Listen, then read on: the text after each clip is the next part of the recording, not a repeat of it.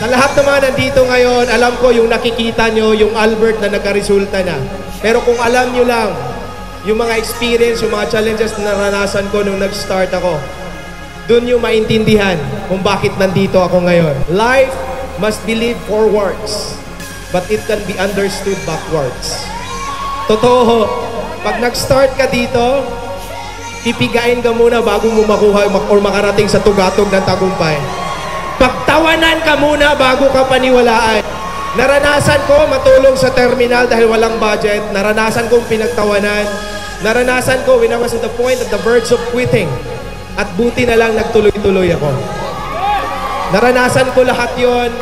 At alam ko, ikaw na nandito ngayon, for sure, may kanya-kanya tayong mga battles in life, mga struggles. May kanya-kanya tayong mga challenges. But I believe we share the same mission. And that mission is to help other people become successful. What?